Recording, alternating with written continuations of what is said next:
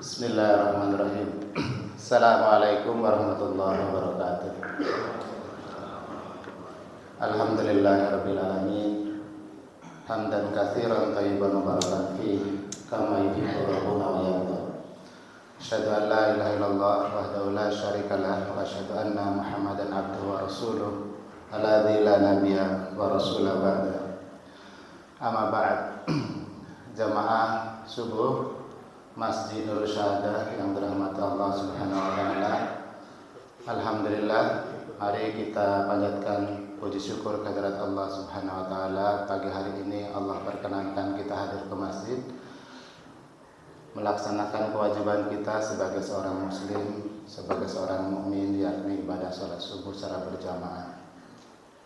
Salat dan salam kita mohonkan tetap dilimpahkan kepada uswatun kita Nabiullah Muhammad sallallahu alaihi wasallam. Jamaah subuh yang berbahagia, Ahad pagi ini mengawali jihad pagi yang sudah rutin kita lakukan di beberapa waktu yang lalu. Agenda hari ini kita jihad paginya dalam suasana yang lebih berbeda gitu ya, yakni kita kawal dengan tema sholat subuh berjamaah seluruh jamaah Masjid Nurul Syahadah. Selanjutnya dilanjutkan dengan silaturahmi untuk meningkatkan ukhuwah Islamiyah di antara kita.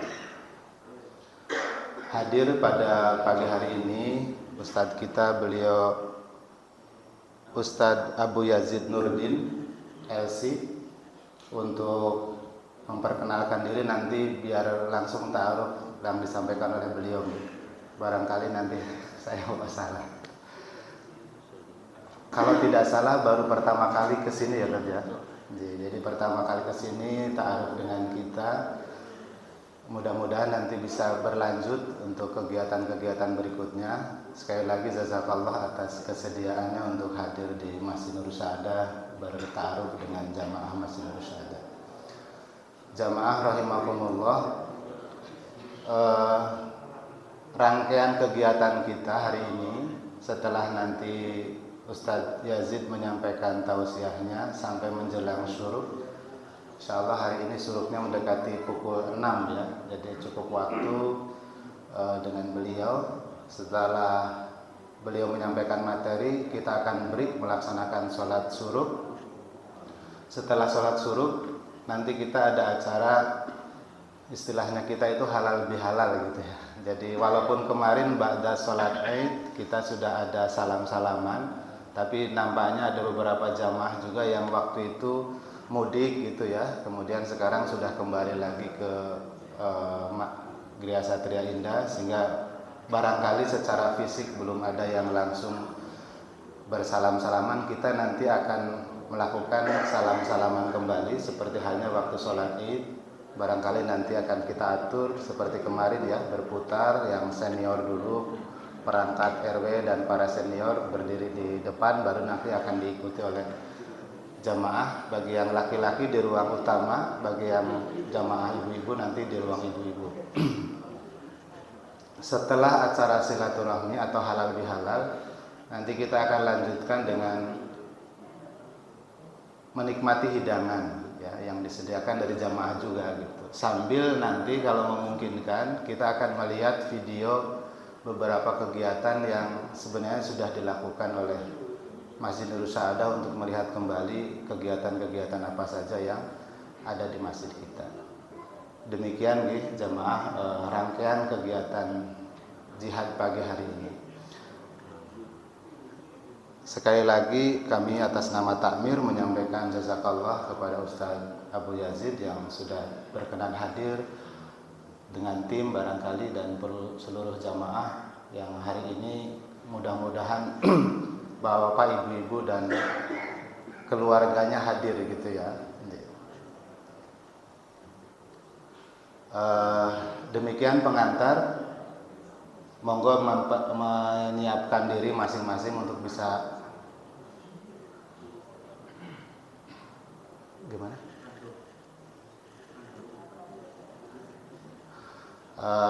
Demikian nih pengantar dari kami. Mari kita niati tholabul ilmi para jamaah. Satu, untuk meningkatkan keilmuan kita. Yang kedua, kita meningkatkan ukhuwah Islamiyah kita. Sekaligus mudah-mudahan nanti akan diberikan motivasi banyak oleh Ustaz Abu Yazid bagaimana fadilah sholat subuh sekaligus indahnya bersilaturahmi di antara kaum muslimin. Demikian pengantar dari kami. Mudah-mudahan ini menjadi wasilah kita sebagai tambahan amal soleh kita yang akan memperberat timbangan kebaikan kita kelak di yaumul akhir. Demikian pengantar, waktu sepenuhnya kami berikan kepada Ustaz Abu Yazid. Assalamualaikum warahmatullahi wabarakatuh. Bismillahirrahmanirrahim. Assalamualaikum warahmatullahi wabarakatuh. Alhamdulillahi rabbil alamin. Sallallahu wasallam wa baraka ala nabiyyina Muhammad wa ala alihi wa sahbihi ajma'in. Amma ba'du, faqad qala Allah subhanahu fi kitabih: أقم الصلاة لدلوك الشمس إلى غسق الليل وقرآن الفجر إن قرآن الفجر كان مشهودا. وقال الله سبحانه وتعالى أيضا: واتقوا الله الذي تساءلون به والأرحام إن الله كان عليكم رقيبا. Bapak-bapak, ibu-ibu, kaum muslimin dan muslimat jamaah Masjid Nurus Sa'adah, sesuai dengan namanya, mudah-mudahan orang-orang yang memakmurkan masjid ini akan mendapatkan cahaya kebahagiaan. Nur Sa'adah artinya cahaya kebahagiaan. Begitu pula yang saya rasakan, walaupun ini yang perdana atau pertama sekali saya menginjakkan kaki masuk ke perumahan ini, juga sepertinya baru kali ini. Kemudian saya masuk ke masjid, Masya Allah, ada nuansa kebahagiaan sesuai dengan namanya. Kemudian dilihat indikatornya, Pak, Bu, ramai. Saya nggak tahu apakah ini karena ada acara atau subuhnya memang seperti ini potretnya. Insya Allah ya, seperti terus ya Pak ya. Tetap semangat istiqomah Insya Allah, apalagi kita baru selesai dari Ramadan ya. Baik Bapak Ibu, sekedar perkenalan singkat. Karena ada kata pepatah, tak kenal maka ta'aruf ya. Jadi saya nama aslinya Teku Muhammad Nurdin. Saya dari Aceh, terdampar di Banyumas tahun 2017 Pak. Saya lama di Arab Saudi 11 tahun, dari 2006 sampai 2017. Kemudian ketika pulang dari Arab Saudi, saya berdomisili di Banyumas karena istri orang Banyumas. Sampai sekarang alhamdulillah diamanahi untuk mengurus sebuah pondok di sebuah desa, Suro namanya, di Kecamatan Kalibagor, Banyumas. Nama pondoknya Pesantren Tahfidz An-Naba. Jenjangnya sudah alhamdulillah sudah lengkap. Tapi yang saya urus fokus di jenjang perguruan tingginya. Jadi kami menerima lulusan SMA atau yang sederajat untuk dibekali persiapan bahasa Arab ya, supaya anak-anak didik kita itu punya kemampuan bahasa Arab untuk mendalami Al-Quran dan Sunnah Nabi Muhammad Sallallahu Alaihi Wasallam. Saya kira cukup sebagai perkenalan ya. Nama asli Teku Muhammad Nurdin, tapi saya sering dan lebih suka dipanggil dengan nama kunyah atau nama anak. Nama anak pertama saya Yazid. Jadi saya dipanggil Abu Yazid, bapaknya si Yazid. Bapak Ibu bisa panggil saya Nurdin ya, itu nama kecil saya. Teku hanya gelar yang tidak bisa gimana ya, gelar keturunan Pak, nggak bisa milih. Tetapi saya di paspor itu tidak pakai Teku Pak ya, karena kata orang imigrasi itu bukan nama asli, tapi nama gelar kebangsawanan. Alhamdulillah darah saya masih merah. Muhammad itu nama pemberian kakek saya dalam rangka untuk tabarruk, yaitu mengharapkan berkah dari nama Nabi kita Muhammad Sallallahu Alaihi Wasallam. Tapi subhanallah, karena saya tidak pakai teku di paspor, akhirnya di Arab saya dipanggil Muhammad, Muhammad, gitu ya. Dan saya lebih suka itu ketika nama saya Muhammad. Jadi Muhammad Nuruddin, sebuah nama yang merupakan kalimat sempurna, yang artinya Muhammad adalah cahaya agama. Sehingga bukan saya cahaya agama, tapi Nabi kita Muhammad Shallallahu Alaihi Wasallam. Bapak Ibu yang dimuliakan Allah Subhanahu Wa Taala, ucapan terima kasih yang sebesar-besarnya kami sampaikan kepada seluruh jamaah, khususnya kepada takmir yang telah memberikan kesempatan kepada kami untuk bermuajah. Sangat berbahagia sekali bisa bertemu dengan Bapak-bapak Ibu sekalian. Kemudian awalnya saya tidak berpikir untuk dimintai menjadi imam, ya. Jadi saya mohon maaf tadi kalau suaranya kurang maksimal. Ya, mungkin masih sisa-sisa Ramadan ya Pak ya, masih terasa. Jadi kepergian Ramadan itu masih sangat berat sebenarnya. Tapi Bapak Ibu, kita harus tetap istiqomah. Masya Allah, ini adalah pertemuan yang sangat menggembirakan. Kita dipertemukan oleh Allah dalam satu rumah di antara rumah-rumahnya, dalam rangka untuk mengerjakan sebuah syiar yang sangat besar, yaitu sholat. Kemudian sholatnya juga sangat spesial, sholat subuh. Jadi di antara hal yang harus kita syukuri hari ini mengawali pagi kita adalah kita memuji Allah, karena Allah telah menjadikan kita sebagai ahli subuh. Ahli subuh maksudnya orang-orang yang menghidupkan subuhnya dengan sholat, yang memulai kegiatannya dengan sholat. Sholat subuh adalah sholat yang paling spesial di antara sholat 5 waktu yang 5 sehari semalam. Jadi kalau ditanya di antara 5 waktu sholat yang paling istimewa adalah sholat subuh. Sebagai gambaran sederhananya Bapak Ibu, istimewanya sholat subuh sangat jelas ditandai dengan azannya beda sendiri. As-salatu khairum minan naum. Tidak ada azan yang mendapatkan penambahan as-salatu khairum minan naum kecuali sholat subuh. Berarti dari situ saja kita sudah mengetahui kalau subuh ini spesial, istimewa.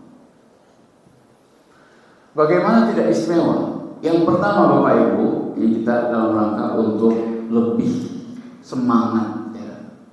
Jadi memotivasi diri kita sendiri dengan memperhatikan banyaknya keutamaan dan keistimewaan dari sholat subuh ini.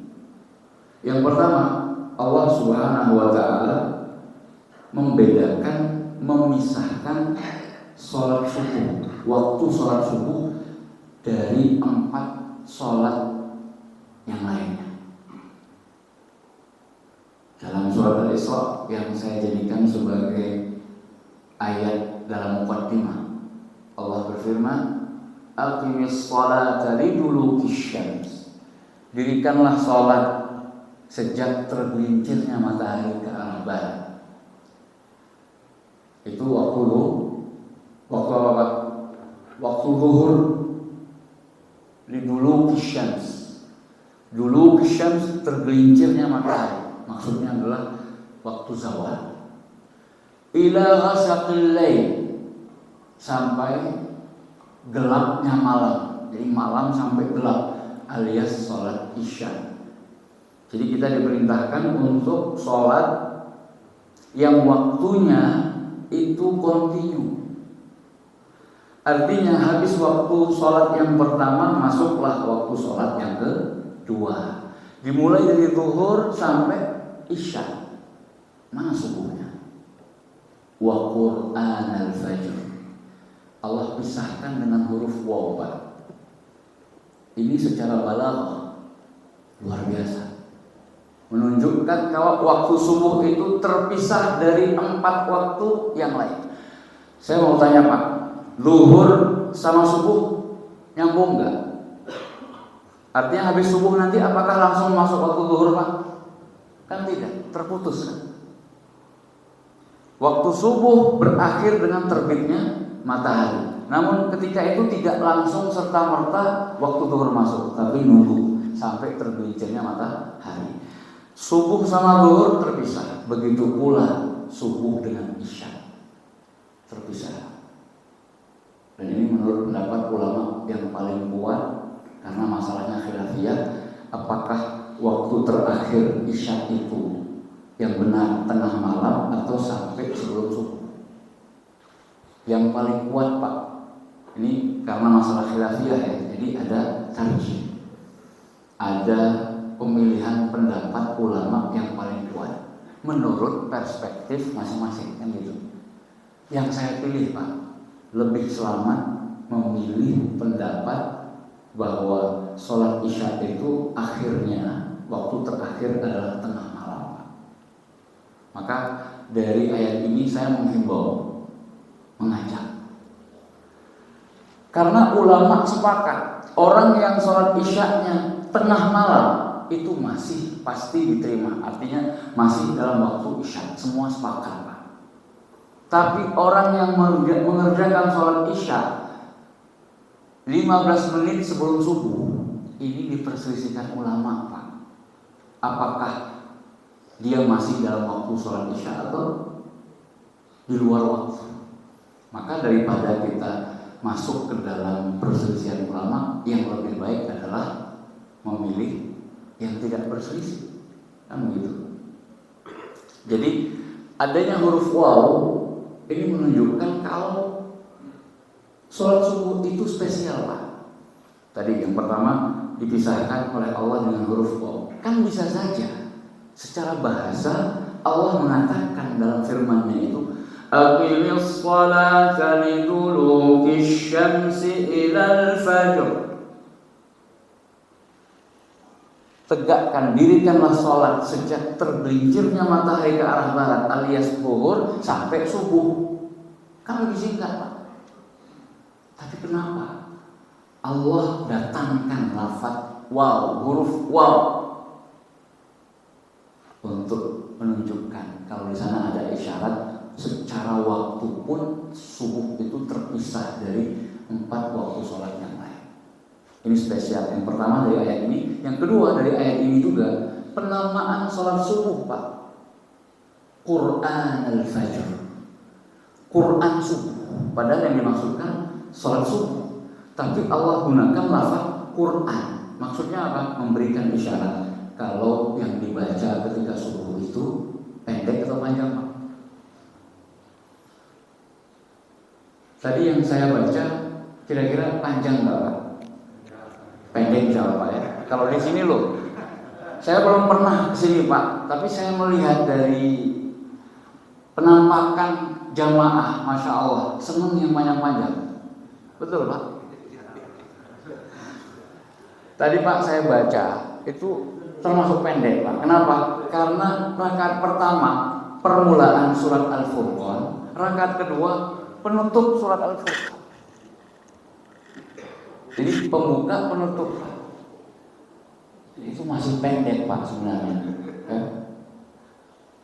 Mau lebih banyak lagi Pak? Pokoknya sholat subuh itu spesial. Kenapa? Karena sudah 2 rakaat Pak, maka bacaannya lebih panjang. Karena Rasulullah sallallahu alaihi wasallam yaqra'u fil fajr baina 60 wal 100. Adalah kebiasaan Rasulullah sallallahu alaihi wasallam, beliau membaca dalam sholat subuh itu antara 60 ayat sampai 100 ayat. 2 rakaat Pak. Berarti paling pendeknya Nabi ketika subuh itu total 2 rakaat itu 60 ayat.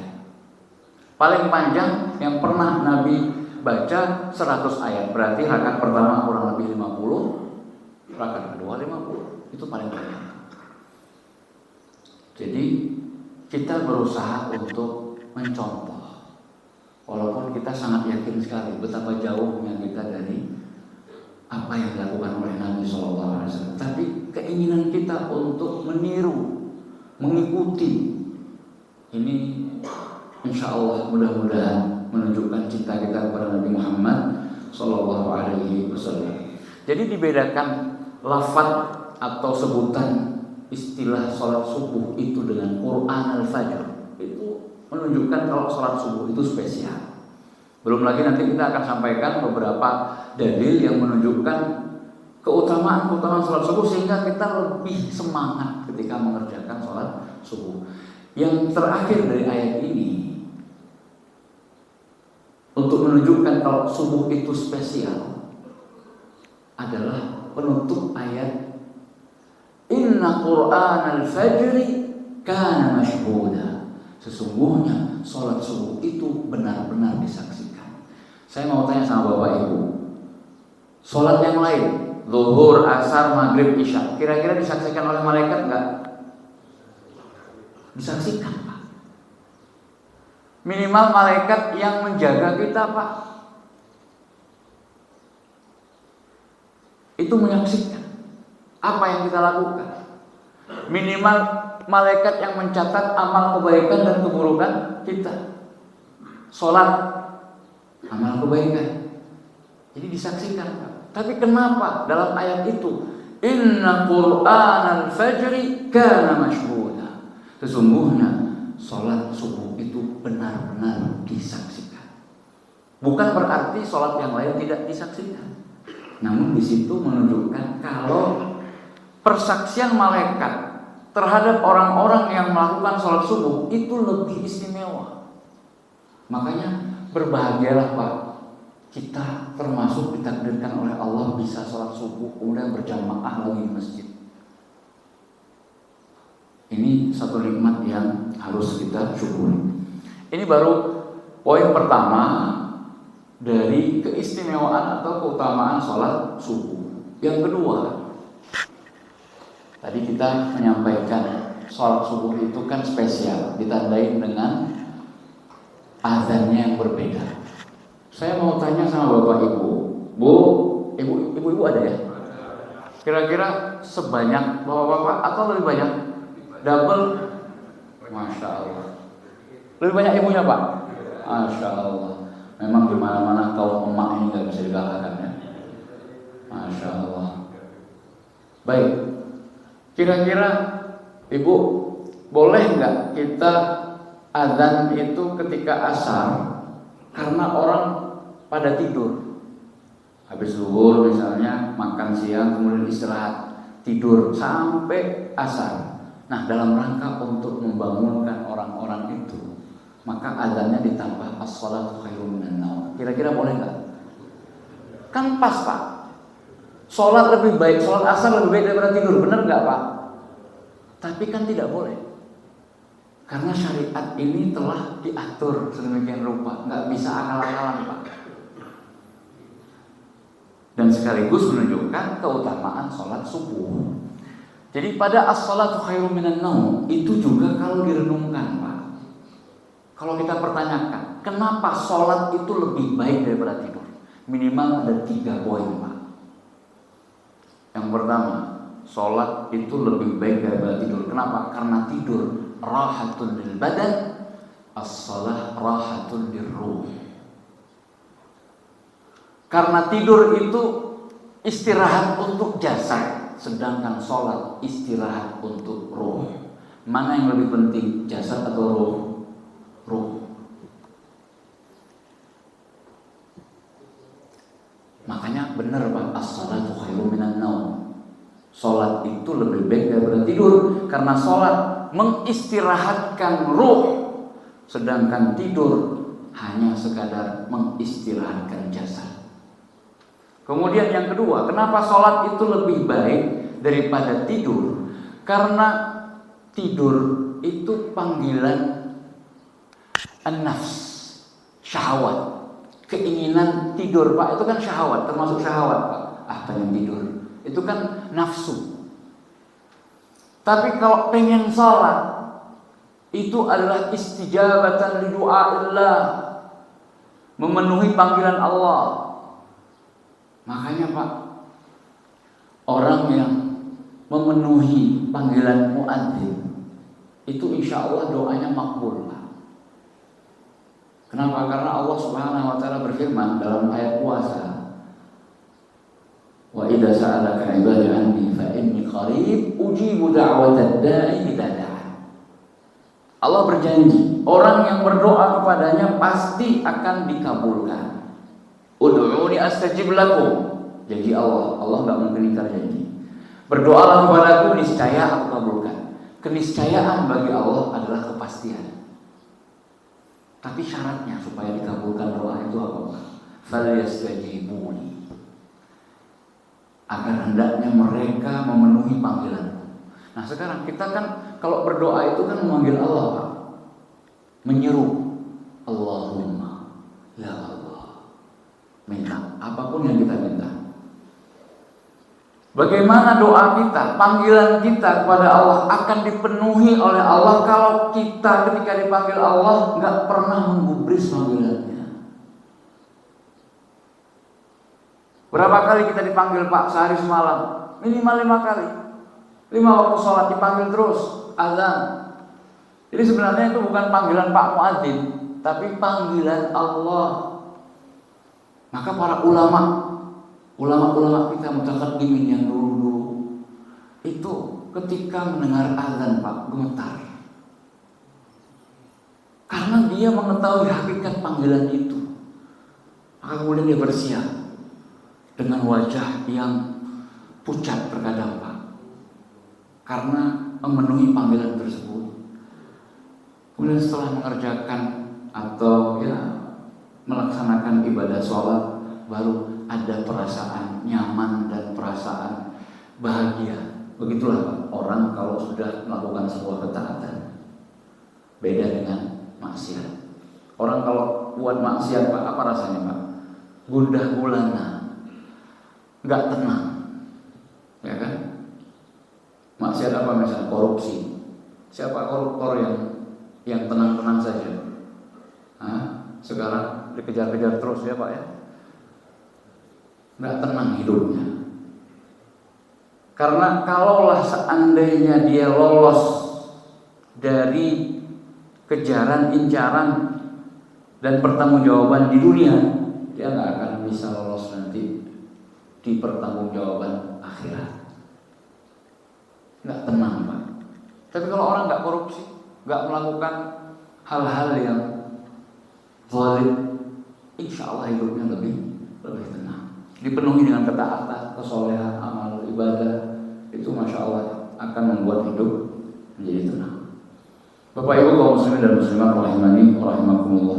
Kemudian yang ketiga, Pak, saya bilang tadi, kenapa sholat itu lebih baik daripada tidur? Karena tidur itu, Pak, dilakukan oleh semua orang, mukmin, kafir, semuanya tidur. Tapi la yusalli as-salat, la yaf'alu as-salat illa al-mu'min. Tapi yang melakukan sholat itu hanya orang-orang yang beriman. Jadi ini yang menyebabkan sholat itu betul, Pak. As-salatu khairun minan naum itu kalimat hak.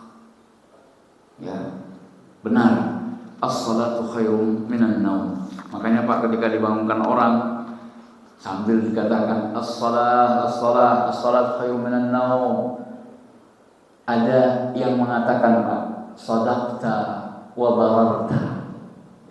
Nah, ini athar, Pak, dari sahabat Nabi. Ada yang menambahkan lafaz itu. Tapi itu hadis kalau sampai kepada Nabi, para ulama menilainya sebagai hadis yang lemah. Jadi as-salatu khairum minan naum jawabannya sama seperti perkataan muadzin. Jadi kalau muadzin bilang as-salatu khairun minan naum, maka kita katakan as-salatu khairun minan naum. Bapak Ibu yang dimuliakan Allah Subhanahu wa taala. Yang ketiga, menunjukkan tentang keutamaan dari sholat subuh ini yang luar biasa adalah sholat sunnahnya yang 2 rakaat sebelum subuh itu khairun minad dunya wa ma fiha, lebih baik daripada dunia dan seisinya. Pahalanya Pak lebih baik daripada dunia dan seisinya. Itu baru sholat sunnah. Lalu bagaimana lagi dengan sholat fardunya Pak? Kemudian Qur'annya, ayat yang dibaca dalam sholat subuh itu masyhuda. Kemudian sholat fardunya yang dilakukan oleh seorang, man shalla as-subha fi jama'ah fahuwa fi dhimmatillah. Barang siapa yang mengerjakan sholat subuh secara berjamaah, maka dia berada di dalam tanggungan Allah. Artinya Allah yang tanggung dia. Walaupun sebenarnya semua makhluk dalam tanggungan Allah, tapi ketika dikhususkan, disebutkan lebih kuat, ada penekanan di sana Pak. Maka jangan cari masalah dengan orang-orang yang berada dalam tanggungan Allah. Ini spesialnya dan beruntungnya kita menjadi orang-orang yang termasuk sholat subuh. Kemudian yang keempat, Bapak Ibu yang dimuliakan Allah Subhanahu wa taala, di sini ada beberapa, bahkan saya sudah mengumpulkan sampai 10 poin keutamaan, keistimewaan, tapi kayaknya tidak mungkin saya sampaikan semua karena waktu. Karena kita akan membahas satu topik yang lain, yaitu tentang silaturahim. Jadi saya ringkas. Yang berikutnya, jadi mungkin cuma 5 ya Bapak Ibu. Yang keempat, orang yang melakukan sholat subuh itu mendapatkan cahaya yang sempurna di yaumil qiyamah. Kita tahu Pak, nanti di hari kiamat, di akhirat, itu terang dan gelapnya keadaan seseorang tergantung amalnya. Di antara amal yang dapat dan mampu memberikan cahaya kepada kita sehingga kita jalannya gampang adalah sholat subuh. Rasulullah Shallallahu Alaihi Wasallam pernah bersabda, "Bashiril masya'in fil dhulam ilal masajid." Beri kabar gembira bagi orang-orang yang berjalan di kegelapan malam ke masjid-masjid. Kata para ulama, termasuk dalam hadis ini 2 sholat Pak, sholat isya dan sholat subuh.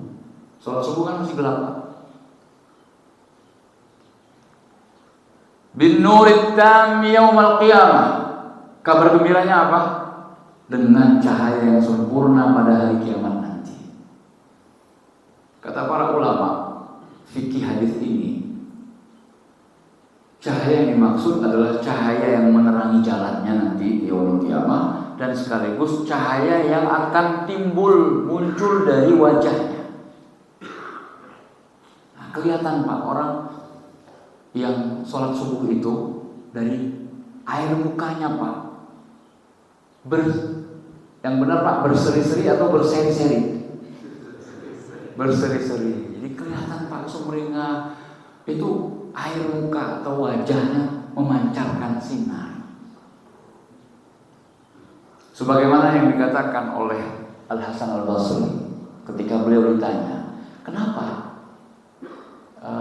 orang-orang soleh itu kelihatan wajahnya lebih terang daripada orang-orang yang enggak soleh, kan gitu Pak?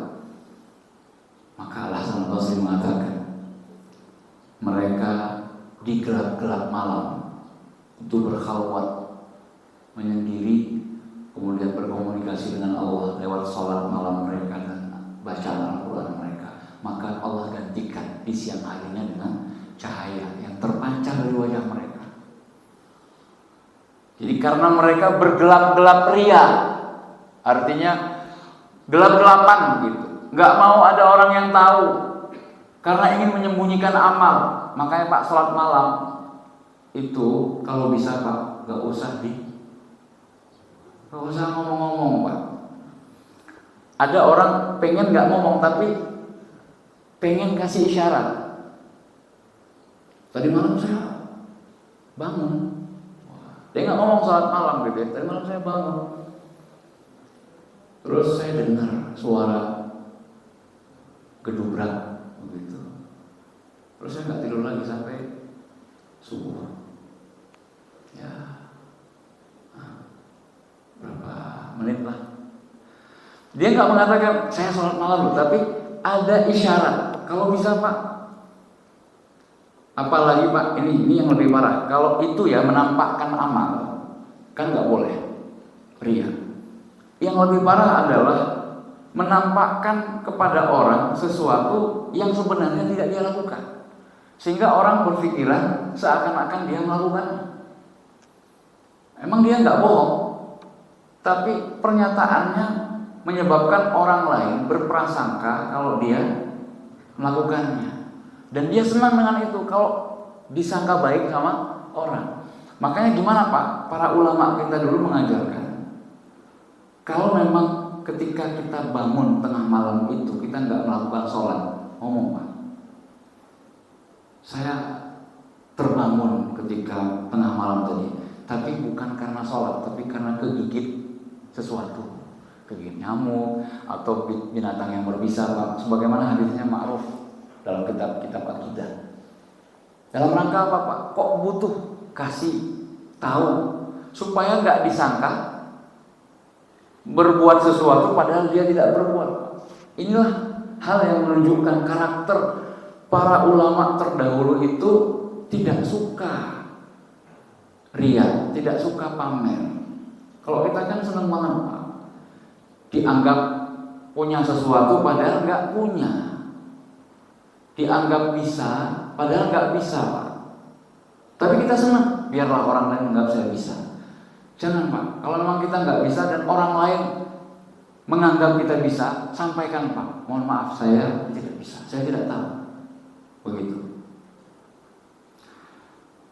Jadi ini yang keempat, keistimewaan atau keutamaan sholat subuh bagi yang mengerjakannya. Janji Allah dan Rasulnya akan mendapatkan cahaya yang sempurna di hari kiamat nanti. Apa kita nggak senang Pak?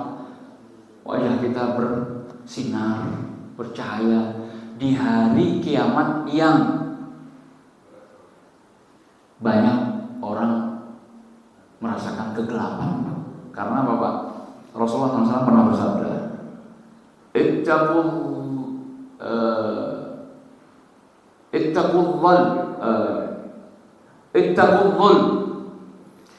takutlah kalian berbuat kezaliman, fa innaha dzulumatun yaumil qiyamah, karena sesungguhnya kezaliman itu kegelapan di hari kiamat. Artinya Pak, semakin banyak kezaliman yang kita lakukan, semakin gelap akhirat kita. Makanya Pak, orang-orang munafik itu nanti di hari kiamat mereka minta cahaya dari orang-orang yang beriman. Kan orang kafir udah langsung masuk ke neraka kan gitu Pak. Tinggal orang munafik nih. Karena mereka masih mengaku beriman, tapi padahal mereka tidak beriman. Ya, mereka minta karena nggak ada cahaya mereka. Jadi mereka nggak bisa jalan Pak. Minta kepada orang-orang yang benar-benar beriman cahaya. Bagikan kepada kami sedikit cahaya kalian.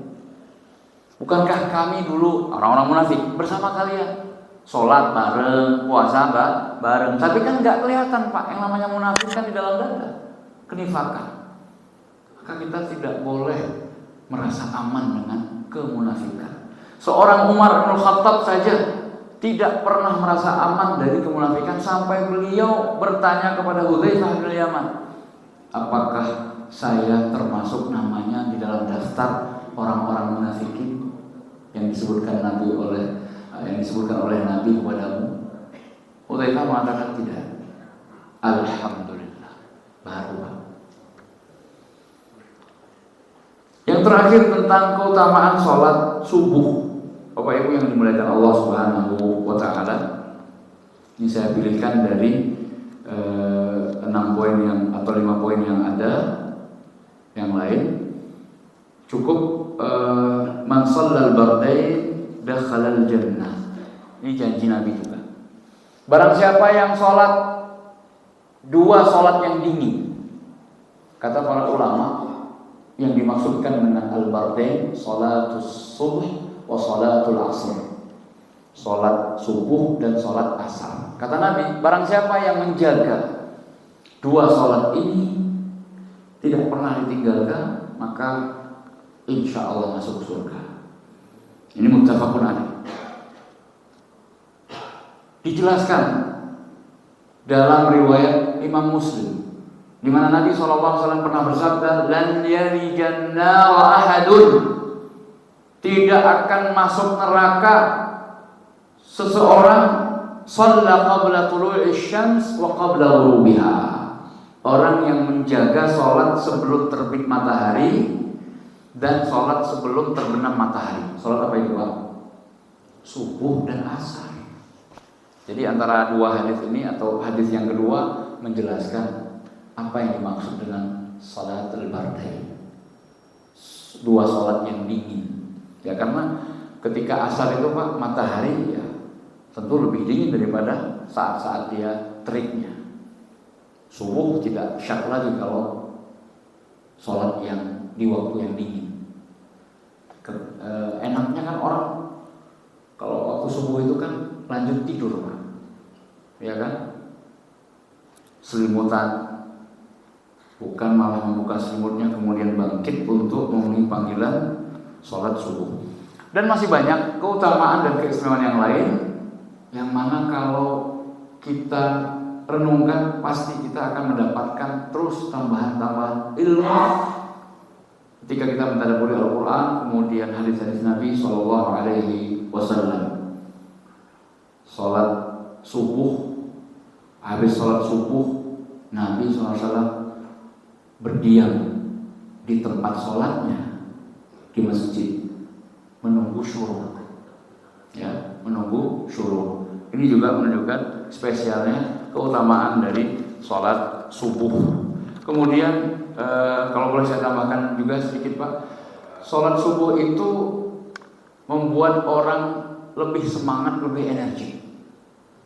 Ya, ini sesuai dengan hadis Nabi SAW yang menerangkan, saya sampaikan maknanya saja, bahwa setiap malam ketika orang itu tidur, maka setan membuat 3 ikatan di kepala orang yang sedang tidur.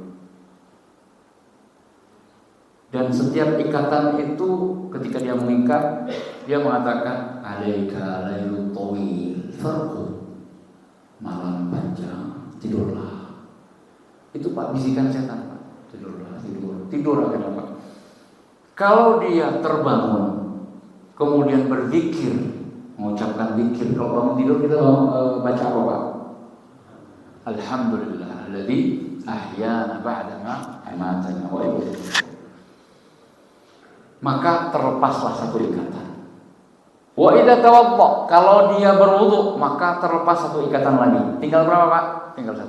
Wa idza shalla, kalau dia sholat maka terlepaslah ikatan itu semuanya. Berarti orang yang sholat subuh Pak udah lepas ikatannya. Sehingga kata Nabi, fa asbah, maka dia pun berpagi hari dalam keadaan nasyitan, penuh semangat, thayyiban nafs, dan jiwanya itu jiwa yang baik, moodnya baik Pak. Orang sholat subuh itu moodnya baik. Tapi coba kalau orang nggak sholat subuh Pak, bangun pagi pas karena ada alarm membangunkan dia harus masuk kantor, subuhnya dirapel, itu kaslan, khabitha an-nafs, jiwa atau moodnya itu nggak bagus, dan biasanya lebih malas, ya. Itu tentang sholat subuh. Mudah-mudahan kita semua termasuk orang-orang yang istiqomah menjalankan sholat subuh walaupun Ramadan telah meninggalkan kita, dan dengan berjamaah. Kalau tidak ada udzur, maka dengan berjamaah adalah pilihan yang paling utama. Kalau ibu-ibu mah bebas ya. Silahkan sholat di masjid atau di rumah. Kata Nabi SAW, wal baitu khairul lahu, dan di rumahnya bagi kaum wanita adalah tempat sholat terbaiknya. Adapun yang terkait dengan silaturahim, karena nanti acaranya adalah saling beristihlal, ya, menghalalkan, maka disebut dengan halal bihalal. Itu boleh Pak. Bahkan kalau perlu halal bihalal itu jangan setahun sekali Pak. Tiap hari kalau ada masalah halal bihalal langsung sama tetangga kita. Kalau aku ada salah tolong maafkan ya. Begitu Pak. Jadi ya daripada nggak sama sekali, maka dicari waktu. Boleh. Ya. Ini karena sudah pada kumpul semua yang dari mudik, masya Allah, maka tidak mengapa. Boleh. Acara halal bihalal kok 2 pekan setelah lebaran misalnya begitu ya. Udah pertengahan Syawal kok baru halal bihalal. Ya, kalau memang ada yang belum bermaaf-maafan, kenapa tidak? Ya. Karena saling memaafkan, meminta maaf itu adalah karakter yang diinginkan oleh syariat. Bahkan dimotivasi oleh Nabi. Kalau ada 2 orang bersaudara muslim sama muslim kok bertengkar, maka Pak dikasih batas maksimal, boleh diem-dieman, karena memang jiwa manusia, karena kalau nggak suka ya udah, kan gitu Pak. Tapi dibatasi, nggak boleh lebih dari 3 hari. Apa kata Nabi? Afdaluhuma, yang terbaik dari keduanya, atau di antara keduanya adalah yang paling awal mengucapkan salam. Orang kalau diam-diaman, marah-marahan, itu kan berusaha untuk menghindar. Nah, ketika ada orang datang ucap salam Pak, itu tandanya dia mau minta maaf, walaupun bukan dia yang salah Pak. Maka pantas kata Nabi itu yang terbaik. Maka ada perlombaan di sana untuk minta maaf. Duluan minta maaf. Aku jalur ngapulannya. Gitu. Jadi walaupun sebenarnya nggak ada masalah, tapi maaf lahir batin ya boleh Pak. Perkataan maaf lahir batin itu boleh. Loh, yang dipermasalahkan sekarang apa? Yang jadi masalah Pak, banyak orang menganggap maaf lahir batin itu terjemahan dari minal aidin wal faizin. Itu yang keliru Pak. Jadi karena kata-katanya atau rangkaian katanya sudah sejak dahulu seperti itu, seakan-akan orang kalau nggak paham bahasa Arab menyangka maaf lahir batin itu terjemahan dari minal aidin wal faizin, mohon maaf lahir batin. Padahal bukan itu cuma mencocokkan saja Pak. In gitu ya. Minal aidin wal faizin artinya doa. Semoga kita termasuk yang bertemu kembali dengan Ramadan di tahun yang akan datang. Itu Pak, minal aidin. Orang-orang yang merayakan Id karena ada harapan yang besar, mereka minta kepada Allah agar dipertemukan kembali dengan Ramadan. Wal faizin, dan yang menang. Mudah-mudahan kita termasuk yang faiz. Faiz itu pemenang Pak. Pemenang puasa siapa? Orang yang bertakwa. Orang yang puasanya atau dengan puasanya dia mampu menambah dan meningkatkan ketakwaannya, itu Pak pemenang. Maka tidak salah kalau kita berdoa, mudah-mudahan kita semua termasuk yang menjadi pemenang ya, kan gitu Pak. Minal aidin wal faizin.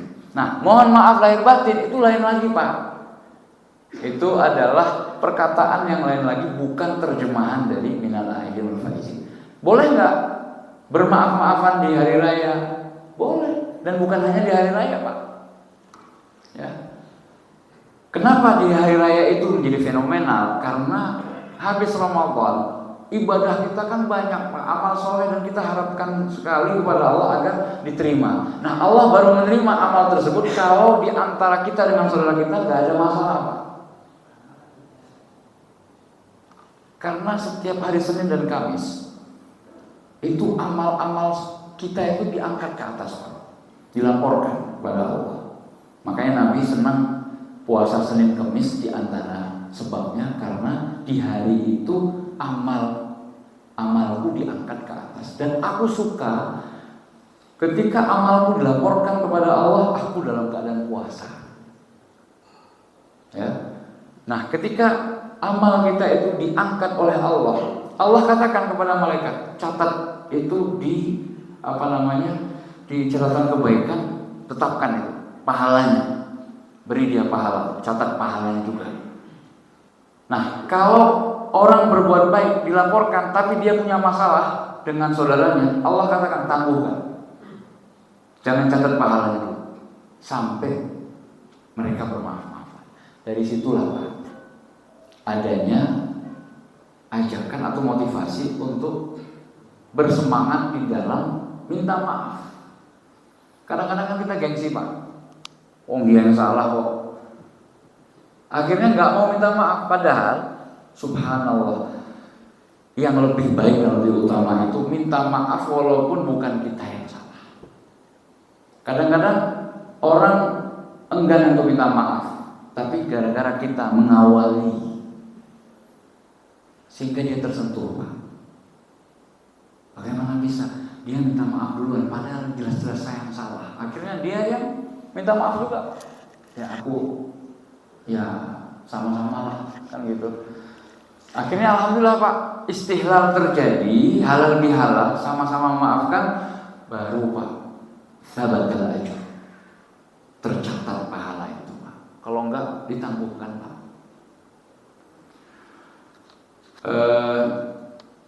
Bapak Ibu yang dimuliakan Allah Subhanahu wa taala, ini sudah 15 menit atau ya kurang lebih, matahari juga sudah agak meninggi setelah dia terbit. Maka kata para ulama, sholat syuruk itu dianjurkan untuk dilaksanakan setelah matahari agak meninggi. Jadi jangan kita sholat langsung pada saat matahari sedang terbit. Termasuk yang dilarang, termasuk waktu larangan, dan waktu larangannya kelas berat. Jadi ada 5 waktu terlarang sholat Pak, Bu. 3 kelas berat, 2 kelas ringan. Maksudnya apa? 3 yang sangat dilarang untuk sholat, itu 3 waktunya. Terbit matahari, di tengah-tengah, terbenam. 3 keadaan. Itu karena waktunya juga singkat, maka tolong jangan sholat di waktu itu. Hanya saja ada khilafiyah, apakah berlaku juga di Masjidil Haram, Masjid Nabawi? Menurut pendapat yang paling kuat berlaku. Kami ketika memimpin jamaah umroh mengatakan kepada jamaah, Pak, Bu, ini waktu syuruk memang jam 6, tetapi itu pas saat matahari sedang terbit. Tunggu sebentar Pak, 10 sampai 15 menit supaya agak meninggi. Kenapa? Karena ada larangannya dari Nabi SAW supaya kita tidak bertasyabuh dengan para penyembah matahari. Sampai segitunya Pak kita dijaga supaya tidak bertasyabuh dengan non-muslim. 2 yang ringan larangannya, tapi dilarang sholat waktu itu, tapi larangannya ringan Pak, setelah subuh dan setelah asar. Nah, ini spesial juga, setelah subuh nggak boleh Pak, kita udah sholat subuh terus saya mau sholat sunnah sambil nunggu terbit matahari, itu nggak boleh Pak. Daripada dengar kajiannya Pak Nurdin misalnya, mending saya sholat, itu nggak boleh Pak. Tunggu sampai terbit matahari. Tapi kalau ada orang baru datang, dia sholat di masjid yang lain. Ketika tahu, di Masjid Ursa ada pengajian, maka dia datang. Maka ketika datang, dia sudah sholat subuh. Itu waktu terlarang untuk sholat. Tapi karena ada sebab, yaitu masuk masjid. Sholat apa namanya Pak? Tahiyat masjid, maka dibolehkan. Karena larangannya ringan, tidak terlalu dahsyat atau berat, ya, larangannya ringan. Nabi SAW pernah melakukan sholat sunnah ba'diyah zuhur di waktu asar. Jadi setelah sholat asar selesai, kan biasanya nggak ada sholat sunnah Pak. Tapi kok tiba-tiba Nabi melakukan sholat? Dilihat oleh salah seorang istrinya, kalau saya tidak salah Ummu Salamah. Lalu ditanyakan, apa sebabnya? Ini sholat apa ya Rasulullah? Rasulullah pun menjawab, ini adalah qadha sholat ba'diyah zuhur yang belum sempat saya lakukan karena saya sibuk menerima tamu. Dari sini Pak, berarti waktu terlarang setelah asar itu nggak terlarang secara mutlak Pak. Kalau ada sebabnya bisa dipakai untuk melakukan sholat. Tapi kalau nggak ada sebabnya, yang terlarang sholat itu adalah sholat sunnah mutlak yang nggak ada sebabnya. Begitu. Makanya dimasukkan oleh para ulama dua waktu ini waktu terlarang ringan. Sebagai penutup, Bapak Ibu yang dimuliakan Allah Subhanahu wa taala, untuk agar kita tidak memutuskan silaturahim. Jadi mau mengatakan silaturahim atau silaturahmi boleh, dua-duanya benar, tapi yang lebih fasih silaturahim. Karena berasal dari kata rahim. Rahim yang artinya rahim seorang perempuan. Secara istilah silaturahim itu maksudnya adalah al-ihsan ilal aqarib, berbuat baik kepada orang-orang yang memiliki hubungan kekerabatan. Dengan cara apa? Perkataan dan perbuatan. Berbuat baik secara umum. Ya. Sambung silaturahim kita dengan bertanya keadaan saudara kita. Kemudian membantu kalau kita memang punya kelebihan rezeki. Kemudian berusaha untuk empati, ya, merasakan penderitaan dari saudara kita. Itu semua termasuk silaturahim. Jangan putuskan silaturahim, artinya tidak peduli dengan kabar. Tanyakan kabar dari orang-orang yang memiliki hubungan kerabatan dengan kita. Nah, untuk bisa silaturahim ini diterapkan, maka kita butuh mengenal nasab. Oleh karena itu kami menghimbau kepada Bapak Ibu sekalian untuk perhatian terhadap nasab. Kalau kita sekarang ditanya nasab nama kakek kita, kadang-kadang kita nggak ngerti Pak. Namanya siapa? Simbah. Karena dari dulu panggilnya Mbah. Mbah Kaku. Namanya siapa? Embu. Padahal nasab itu Pak penting sekali. Kita kepengen silaturahim. Silaturahim itu adalah berbuat baik kepada yang memiliki kekerabatan, qarabah, kedekatan. Kata para ulama, kedekatan nasab yang pertama sekali. Kemudian qarabah yang lain boleh nggak? Boleh. Kekerabatan dari segi tempat tinggal, tetangga. Maka orang yang paling afdal untuk kita berbuat baik kepadanya Pak, setelah kerabat kita, tetangga kita. Kenapa? Karena mereka qarib baituhum, kan gitu. Dekat rumahnya dengan kita, tempat tinggalnya. Siapa orang yang istilahnya kalau kita kesusahan, yang pertama kali tahu tentang kesusahan kita? Tetangga kita Pak. Maka berbuat baik kepada tetangga. Kalau tetangganya pulang kampung atau mudik, kita kok nggak mudik, kita sekaligus jaga rumah tetangga kita, ya, jaga kehormatan tetangga kita, jangan sampai malah kita yang menikung tetangga kita sendiri, ya, perselingkuhan terjadi, jadi istri tetangga pun diemban, subhanallah. Itu adalah, jadi Pak, kalau istilahnya berbuat tidak baik kepada orang lain, dosa, ya, dosa besar. Berbuat tidak baik kepada tetangga, dosa besar yang sangat besar Pak. Ya, jadi demikian kita akhiri kajian kita tentang keutamaan sholat subuh berjamaah dan silaturahim ini dengan sebuah hadis Nabi SAW.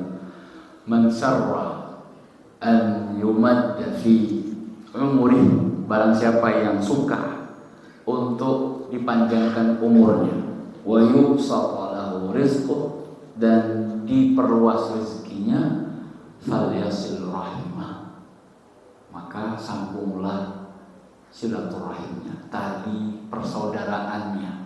Karena kan rahim itu saudara kita Pak.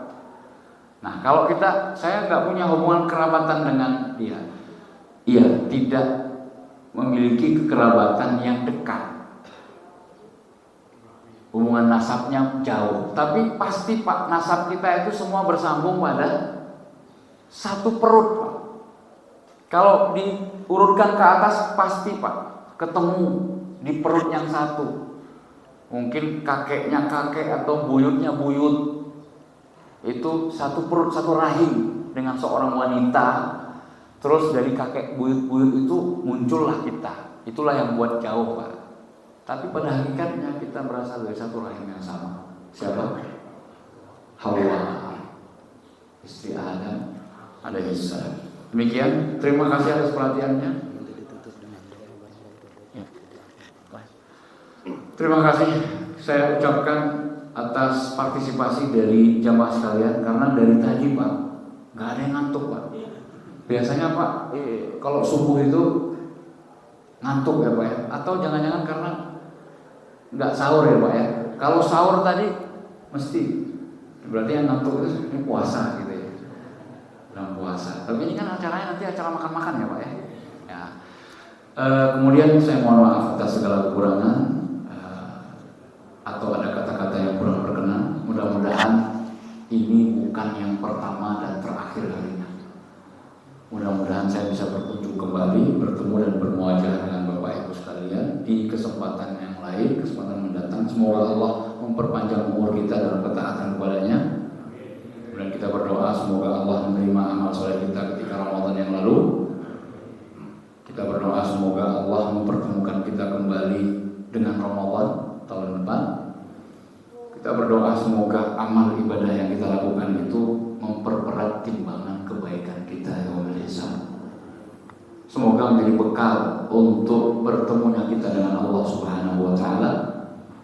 Kemudian semoga amal-amal tersebut menjadi tiket kita untuk bisa masuk surga Allah Subhanahu wa taala. Amin ya rabbal alamin. Demikian kita akhiri dengan kafaratul majlis.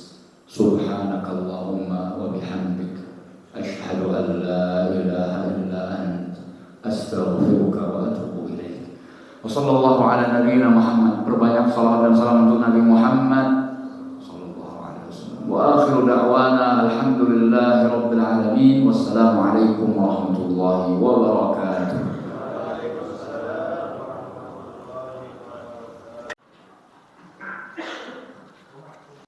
Insyaallah memberikan bekal yang banyak, dan mudah-mudahan sebagaimana yang disampaikan beliau, insyaallah ada kesempatan lain nanti kita bisa bersilaturahmi lagi dengan beliau.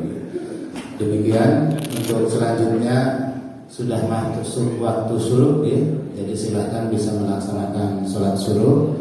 Setelah selesai sholat suruh nanti jangan langsung keluar dulu, kita akan berhalal bihalal ya, bersalam-salaman, mengikhlaskan segala kesalahan di antara kita. Demikian, dan setelah salam-salaman nanti bisa langsung menikmati hidangan. Sambil nanti kalau memungkinkan kita akan setel video kegiatan-kegiatan Masjidul Syahada. Baik, demikian dilanjutkan, monggo untuk melakukan salat subuh. Baik jemaah, selesai salat subuh kita melakukan salam-salaman dari kami atur, monggo yang sepuh dulu di muternya ke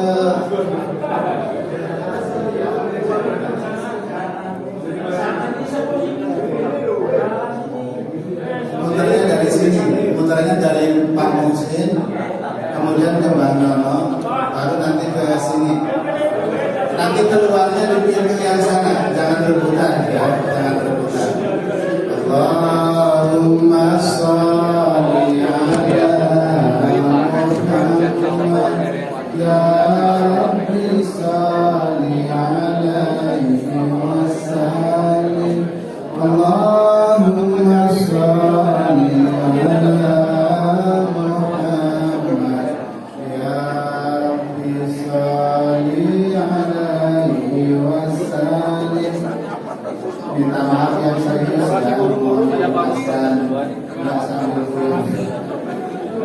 mohon dimaafkan dari batin dan kuasanya.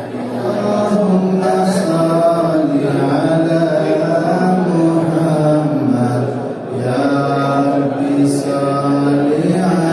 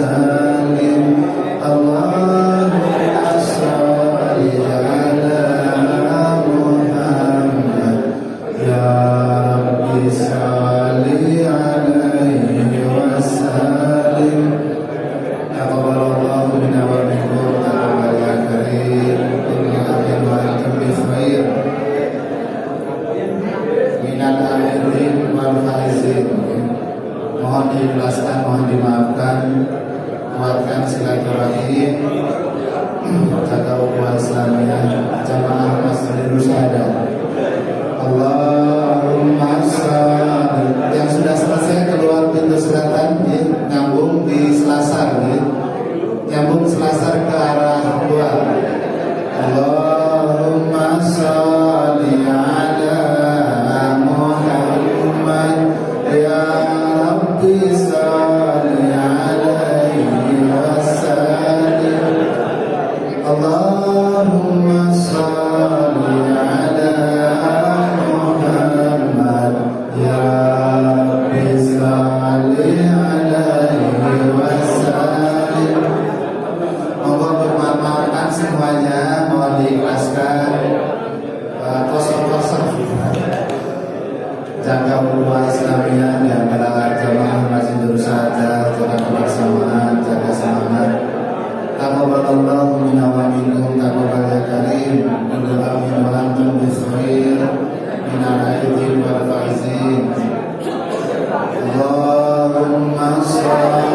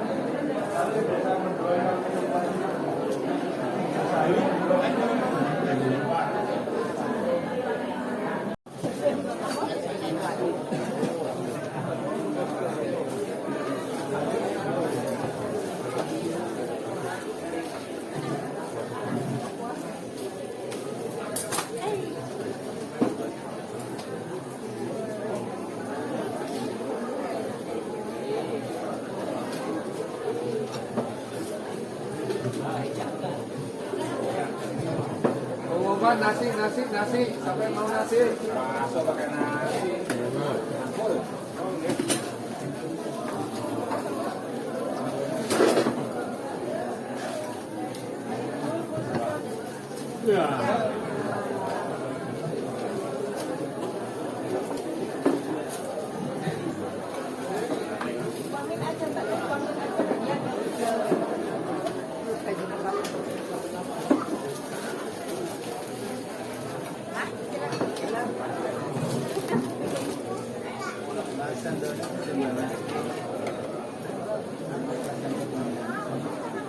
Pojoknya mau kamar ya. Ini, ya, ini kan udah, ya.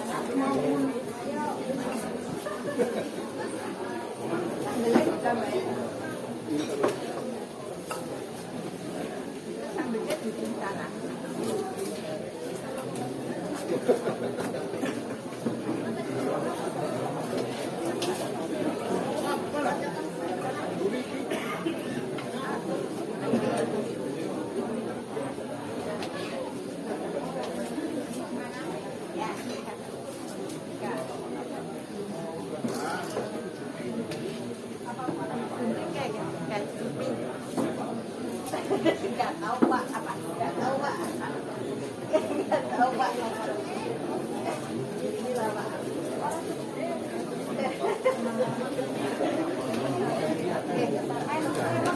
Selesai. Tahu Pak, tahu Pak.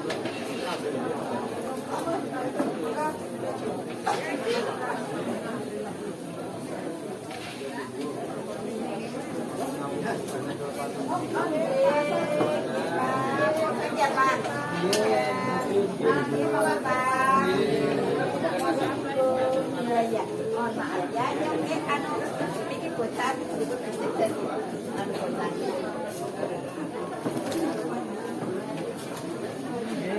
Halo juga. Iya, mohon maaf. Ya,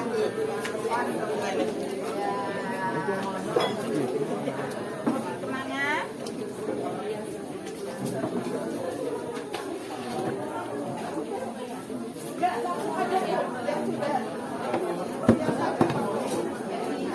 Oh, lah kami pakai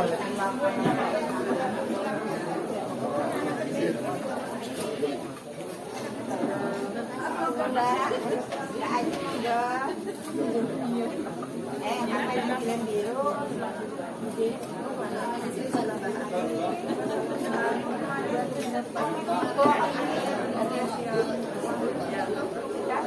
Aku suka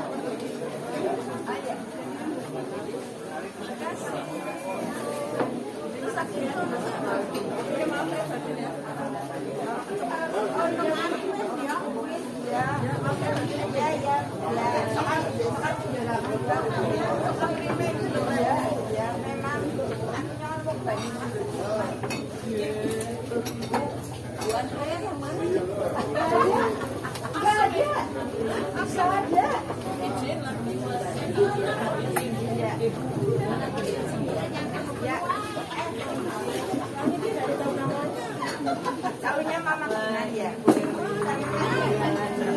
Gue gila. Halo, Kalau dari jam 6 berapa?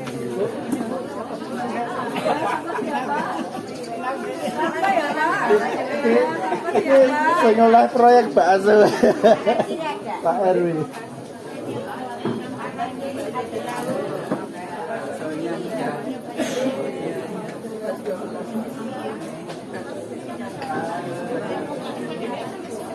ini obat.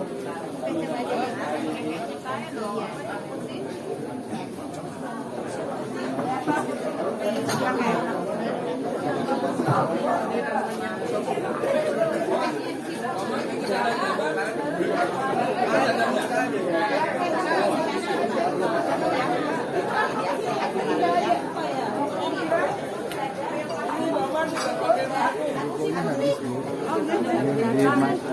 juga ibu-ibu yang ibu-ibu.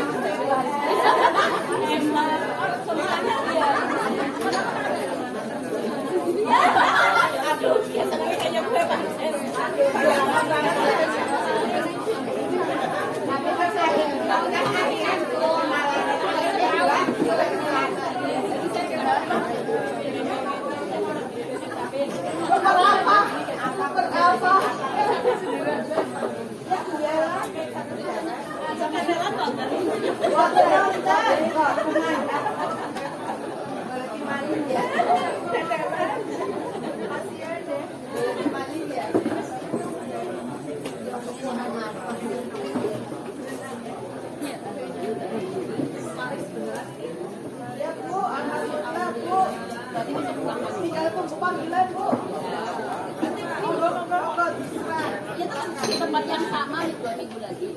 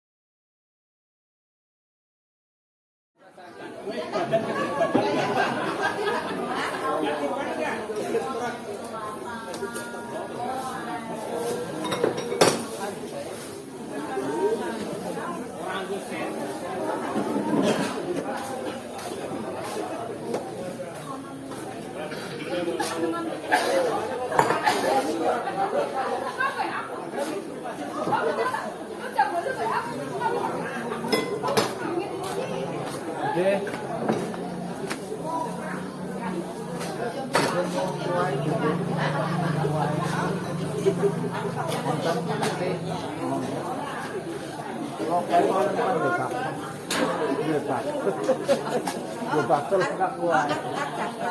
Boten kali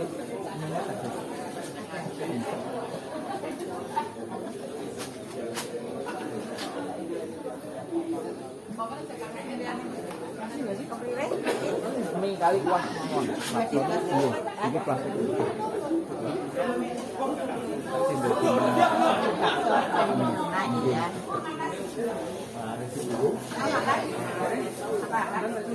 Belum. Masih banyak. Dua gigi tangan.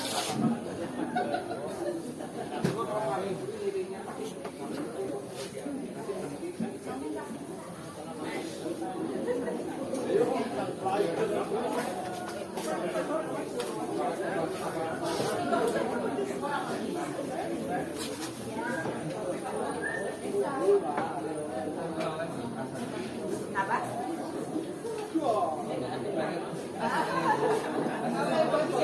Iya.